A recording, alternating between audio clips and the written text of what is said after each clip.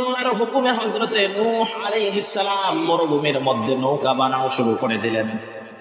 নৌকা চলে কোথায়? জোরে বলেন, কোথায় চলে? কিন্তু নূহ আলাইহিস সালাম যেখানে নৌকাটা বানাচ্ছেন আশেপাশে কোথাও পানি নাই। চোখ যত দূর পর্যন্ত যায় তত দূর পর্যন্ত শুধু মরুভূমি আর মরুভূমি, পানির কোনো অংশ সেখানে নাই। এই মরুভূমির মধ্যে আল্লাহ রাব্বুল আলামিন হযরতে নূহ আলাইহিস সালামকে নৌকা বানাইতে বললেন।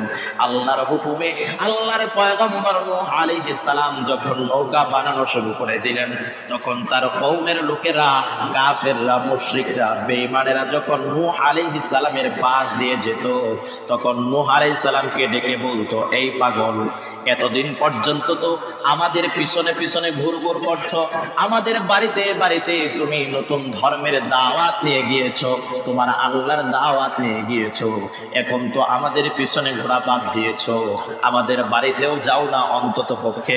তোমার অত্যাচার থেকে, তোমার অনিষ্ট থেকে আমরা তো বেঁচে গিয়েছি, কিন্তু এখন কথা হচ্ছে এই যে মরুভূমির মধ্যে দিনে রাতে কষ্ট করে কাঠ কেটে তক্তা দিয়ে এগুলা তুমি যে বানাচ্ছ, এইটা তুমি কি বানাচ্ছ? নূহ আলাইহিস সালাম বললেন, এইটা আমি নৌকা বানাচ্ছি, আমার আল্লাহ আমারে নৌকা বানাইতে বলছে, এজন্য আমি নৌকা বানাচ্ছি। সুবহানাল্লাহ বলেন।